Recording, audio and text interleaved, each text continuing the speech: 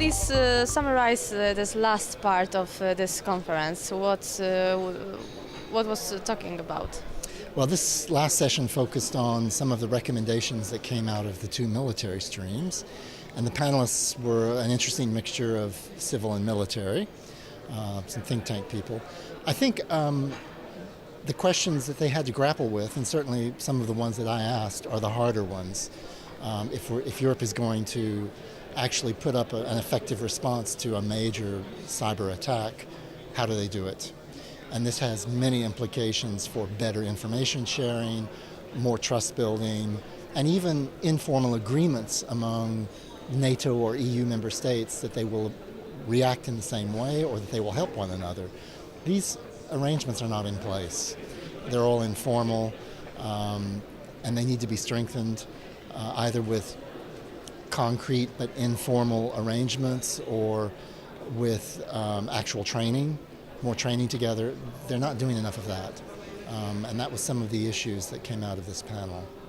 Does this conference bring some new ideas, new solutions about cybersecurity? Yes, I saw a few there were many that we've heard before, as you always will in this field.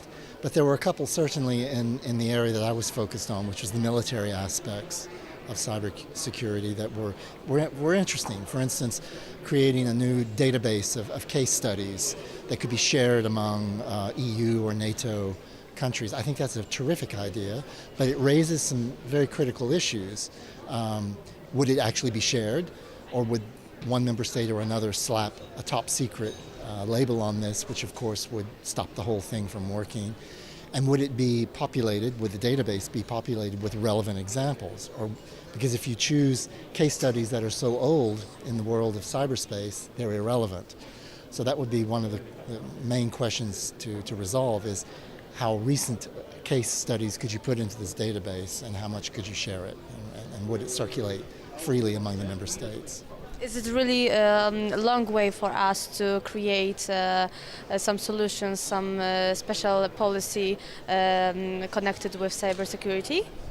Some can be solved quite quickly, but the bigger, more abstract questions, which have concrete repercussions, such as doctrine, such as NATO's Article 5 provision, which allows a member state to invoke, I've been attacked, I need help.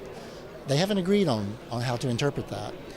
They haven't agreed that all of their military or civil cybersecurity doctrines should more or less resemble one another. There are always local conditions that are different, but when do we agree that we could invoke Article 5 is a crucial issue. I don't think it's been addressed, and this is something that certainly could be carried up to the Warsaw Summit for discussion. It doesn't need to be public. In fact, it has to be private, but some kind of arrangement behind the doors needs to be created among Europe's leaders on these kinds of issues, and I don't see that they've done it. What about society and people?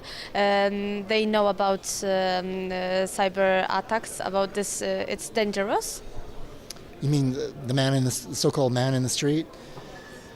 They only know from what they read. Most folks do not take the precautions they should when they're in front of their computer, and that includes employees in big companies and in government. They don't do it either unless they're forced to. Individuals, I think, are on their own, basically. It's about awareness raising and whether you agree to have your awareness raised or not.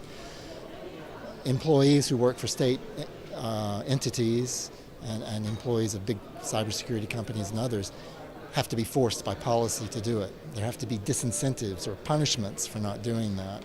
But you can't do that with the general public. That's the problem. Yes, but I think that we cannot say that it's a problem. The cyber attacks, cybersecurity is not a problem connected with just government and private sector, but everybody. Well, of course. I mean, look at all the phishing scams, the so-called phishing scams, where people are persuaded illegally to give 50,000 euros for some sort of investment scheme or whatever, or whether someone tricks them into thinking they're on their bank page and they copy all of their sign-in, their login details and steal their money. Of course,